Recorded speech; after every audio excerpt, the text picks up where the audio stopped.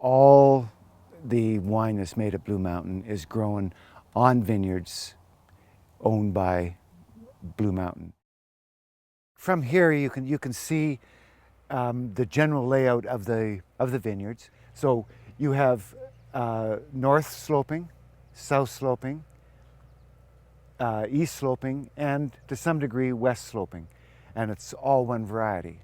When you blend them together, you get a much more interesting wine.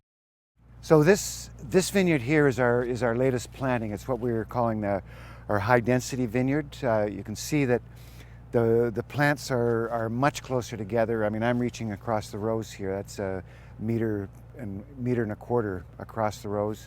The plants are a meter apart, so you're looking at approximately 8,000 plants per hectare, as opposed to the standard plantings we have, which were probably on average about 4,000 or a little bit less, 3,700 to 4,000 plants per hectare. We believe that this style of vineyard, this architecture of vineyard, is also more adaptable to a more sustainable type of viticulture. We're guessing that there's a better exploitation of the soil, which means possibly less water in the end, less nutrients need to be applied in order to produce like a liter of wine, or however you want to categorize it. What we've also done in this vineyard is, if you look in the distance, you'll notice the rows turn to the left a little bit. Those rows in the distance are true north-south rows, which is deemed to be sort of the ideal exposure for vineyards. And in the Okanagan, especially on this site, you can get long summer days that are very hot, and that's somewhat detrimental to the quality of the fruit. So by orienting them the way we have, we think we've actually made a cooler vineyard. Pinot Noir, Chardonnay, Pinot Blanc, Pinot Gris, Sauvignon Blanc are all cool climate varieties, so they'll all benefit from what we've just talked about. Okay, what we're looking at here is our composting area. You know, again, for this whole thought about sustainability requires, and vine health in our mind requires compost. This is cow manure mixed with straw.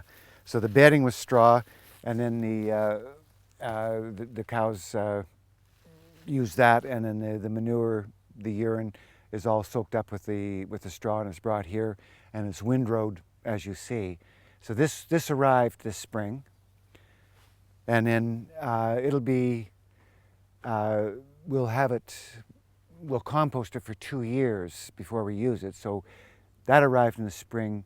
When we look over here, these piles have been here a year ago, so they're a year and a half, almost 2 years old. What you're seeing now is everything's very decomposed. It almost looks like earth now compared to what it looks like over there. Like all the straw is broken down, the manure is broken down, and it's getting to be, you know, very good compost.